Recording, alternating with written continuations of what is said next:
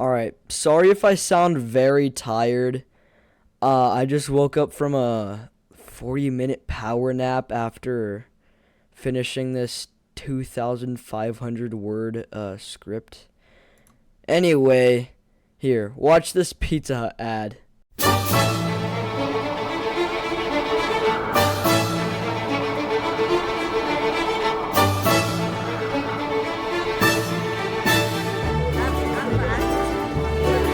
Это Горбачев. Горбачев. Это из-за него у нас в экономике бардак. Да благодаря ему у нас новые возможности. Это из-за него у нас политическая нестабильность. Да благодаря ему у нас свобода. Полный хаос. Перспективы. Политическая нестабильность. Да благодаря ему у нас есть писахат. За Горбачева! За Горбачева! За Горбачева! За Горбачева! Sometimes nothing brings people together like a nice hot pizza from Pizza Hut. За Горбачева! За Горбачева!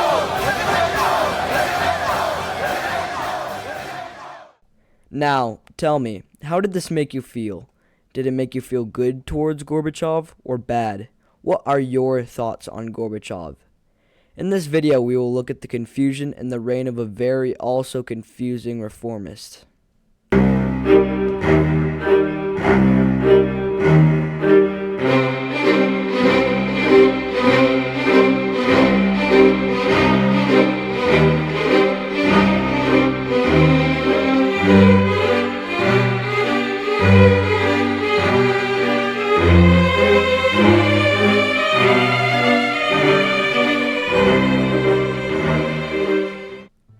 In my own opinion, I have some remorse for Mikhail Gorbachev.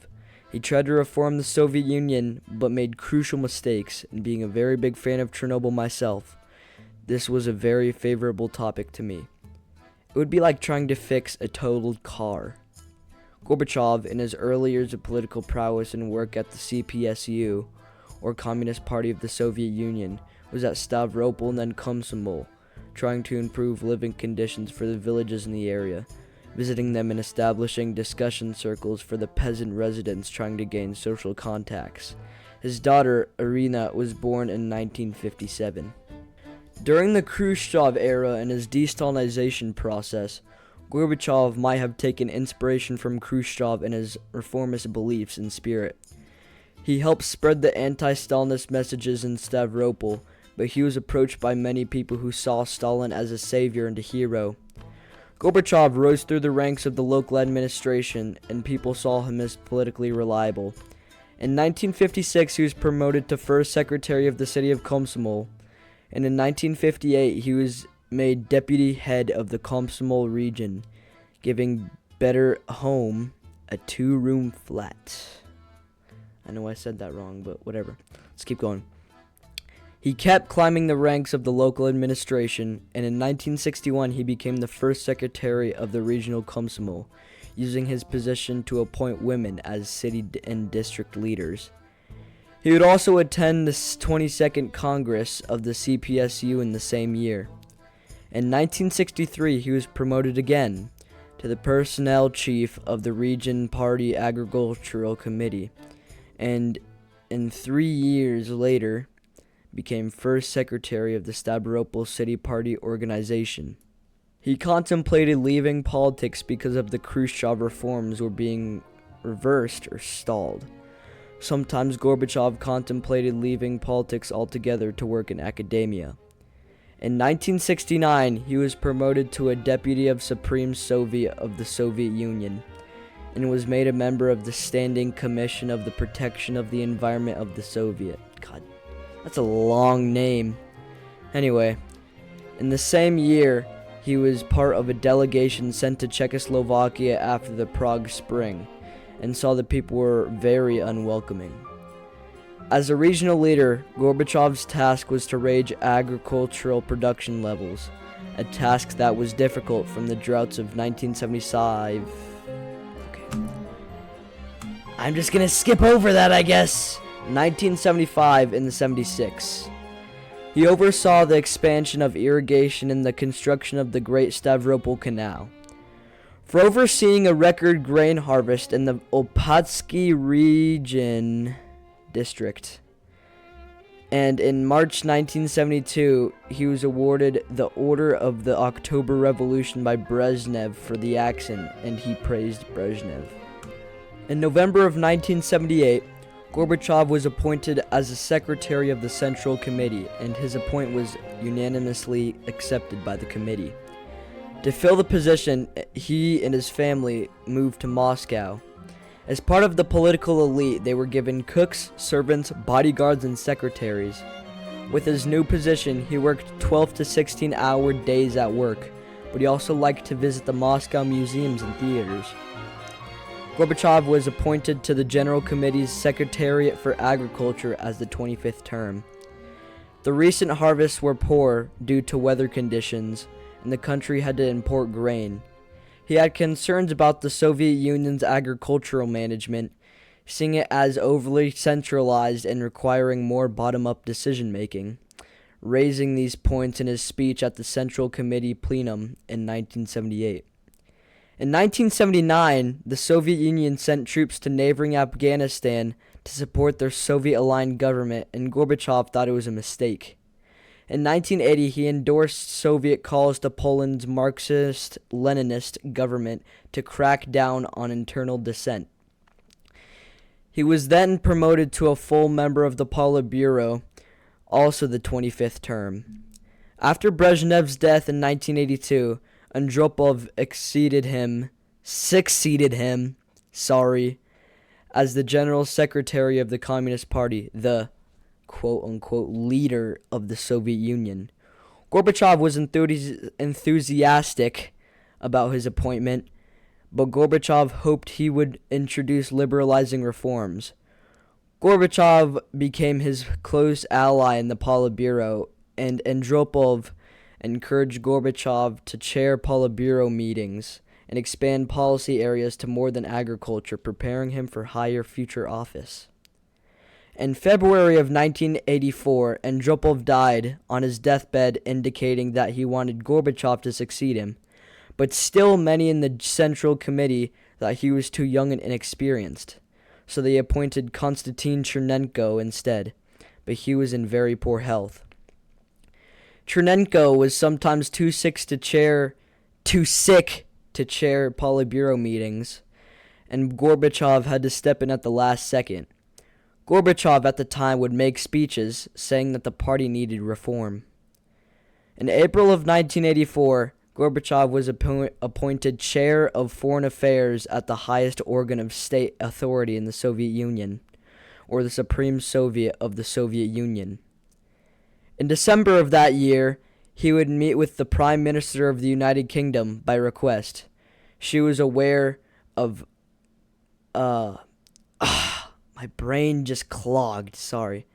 She was aware that he was a potential reformer. Thatcher said, "I like Mr. Gorbachev. We could do business together." On March 11th of 1985, Mikhail Gorbachev, after the death of Chernenko, became the 8th and last General Secretary of the CPSU, or de facto leader of the USSR, after the Politburo appointed him. While he wanted to preserve Marxist-Leninist ideals, he saw that the Soviet Union needed reforms. He withdrew troops from Afghanistan and met with Ronald Reagan at the Reykjavik summit to discuss limiting nuclear weapons productions and ending the Cold War, a conflict between relations of the two countries between... I did it again! I'm not going to cut this out. Just like the Texas Revolution video, since the end of World War II. He also proposed abolishing the world's nuclear weapons by the end of the 21st century. 20th. I'm cutting that out. In his own country, he put in place the glasnost, or openness, and perestroika, or restructuring, trying to end stagnation of economy, politics, and social policies of the Soviet Union. Also introducing democratization efforts, undermining the Congress of People's Deputies. And another thing that happened in 1986, something called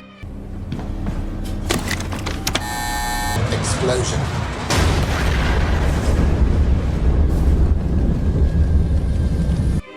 Chernobyl. On May 14th, a full 18 days after the first radiological disaster in the world, if Legasov, the man he appointed to Chernobyl, didn't act quickly, millions would have died. After many Warsaw Pact countries declared independence in 1989, Gorbachev declined to intervene militarily. When many nationalist movements happened in the Soviet states, like Lithuania and the Baltic states, the hardliners of the Communist Party tried to make an unsuccessful coup to Gorbachev in August of 1991. I'm going to take this as a break, but I'm also going to add to the video. This is very, very important. I'm going to talk about this more later in the video, so stay tuned. After being accused of reducing the country to anarchy and ruin, and the hardliners would intensify their attacks on him in the 1990s. Realizing that his power could get ousted from the Central Committee, he changed his title to President of the Soviet Union, where he couldn't get ousted from power, which is a very, very Russian thing to do.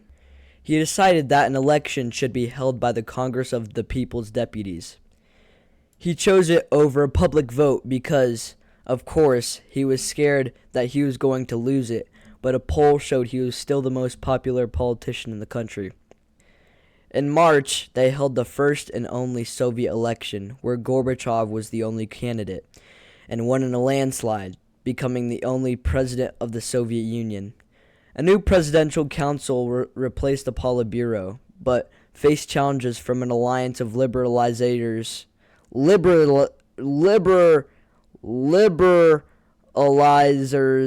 that went by Democratic Russia, and the latter did well in urban centers, and the parliament, I'm not going to cut this one out either. This is a long video anyway. And the parliament chair was Boris Yeltsin, which will be very important in a year's time. That same year, polls started showing that Yeltsin started overtaking Gorbachev as the most popular politician in the Soviet Union. Gorbachev struggled to understand why Boris was getting more popular than him, commenting that he drinks like a fish, he's inarticulate, he comes up with the devil knows what, and he's a worn-out record. Wow, what a burn, am I right? The Russian Supreme Soviet was now out of control of Gorbachev, and it was declared in June of 1990 in the Russian Republic, the laws took precedence over those of the Soviet government. From a growth of Russian national sentiment, Gorbachev followed the formation of the Communist Party of the Russian SFSR, or the Soviet Federative Socialist Republic, as a branch of the Communist Party. These are some really big names. Gorbachev attended the first Congress in June, but it was dominated by hardliners who opposed him. No, I really want to skip over this, because in this time as well, he oversaw the German reunification in the Gulf War, which the German reunification is going to be referenced again later in the video.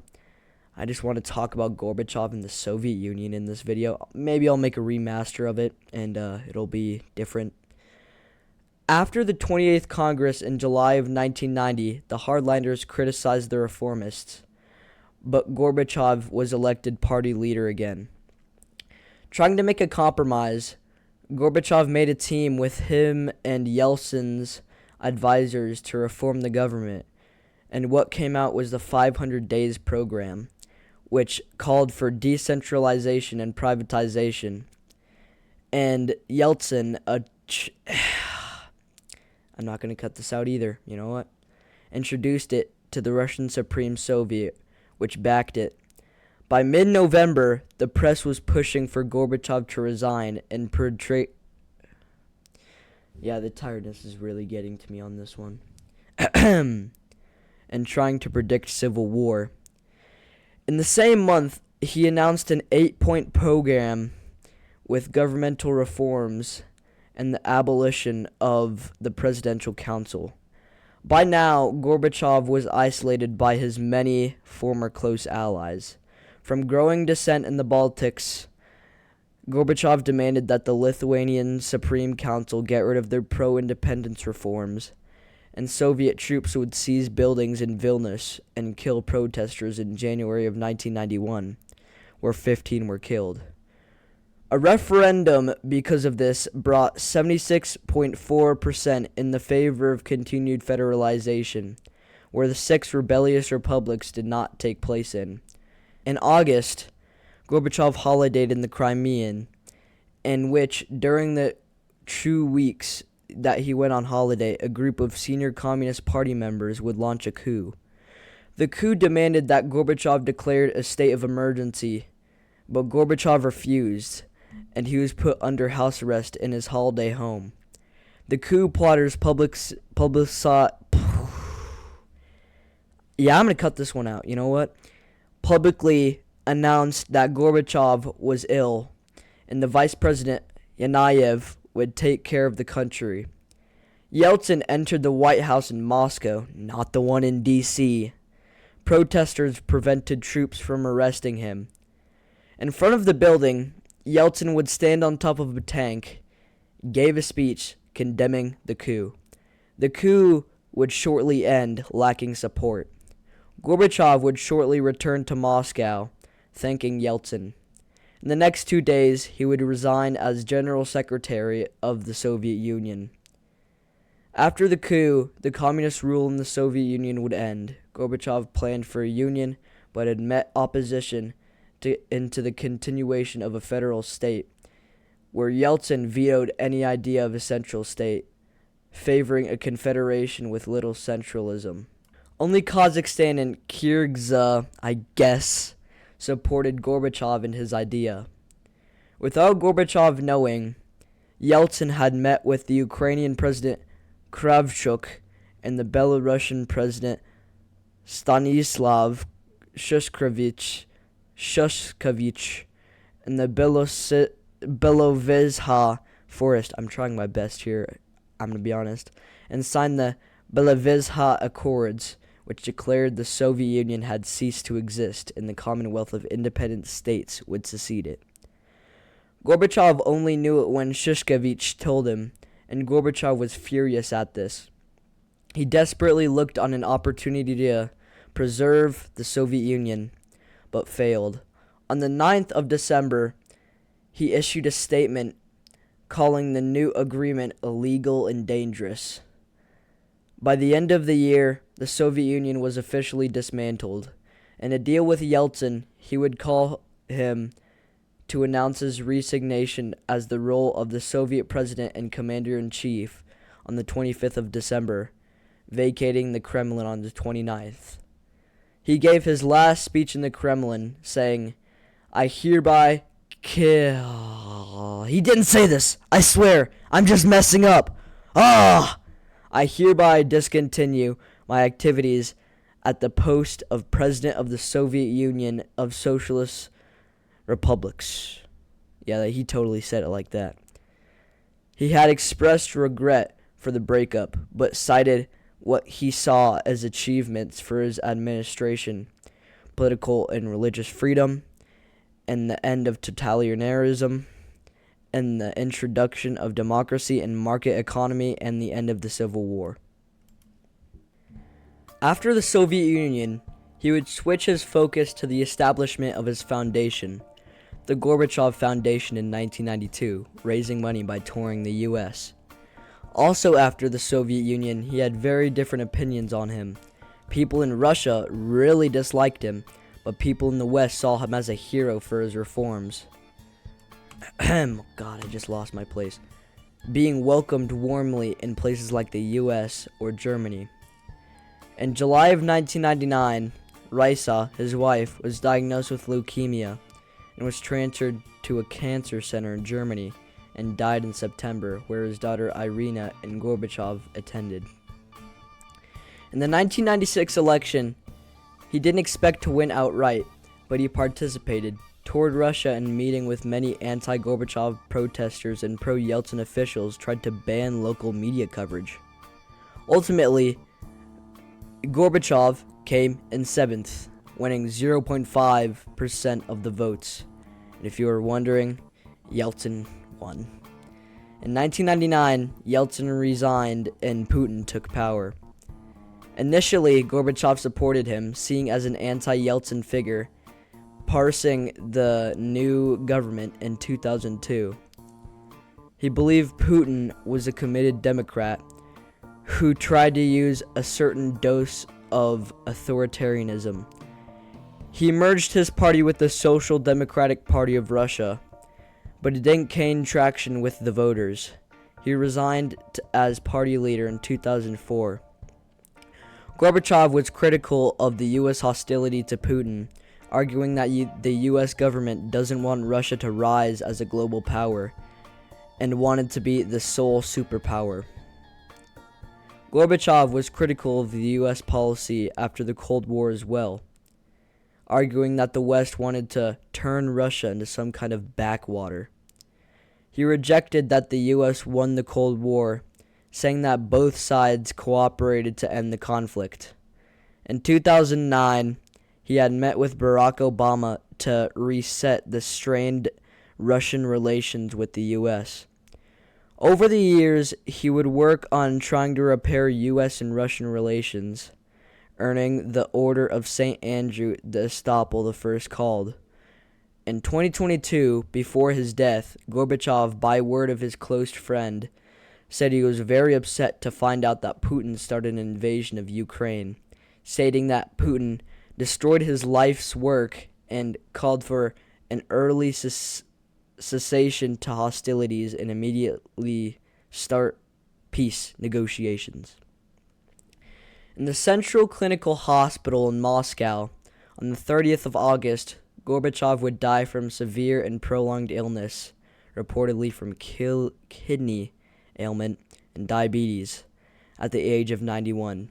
He was buried in the same grave as his wife at the Novodevichy Cemetery. In conclusion, the opinions of Gorbachev were very divided. Many people hated him, many people were indifferent, and many people were positive towards him.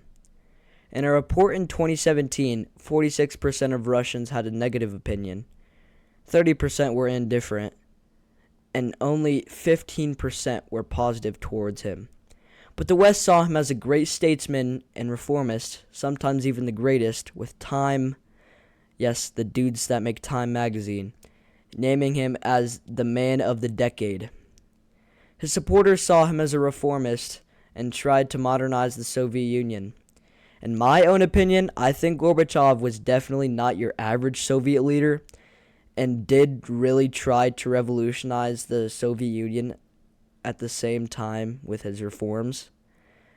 But late in his career, for example, becoming president, made some not great decisions. But he was also betrayed by many of his former colleagues. For example, Yeltsin, when he dissolved the Soviet Union, something that Gorbachev worked on for his whole career and helped develop.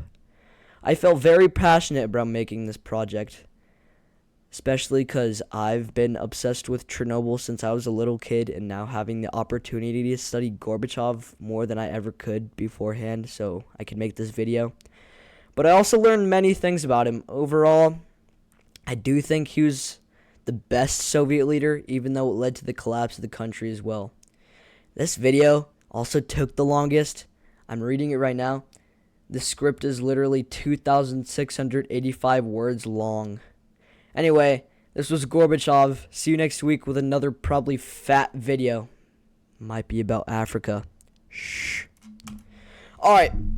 Note. This is a big note because this video is going to probably be my biggest yet. I have a lot of feelings about Gorbachev. You might too.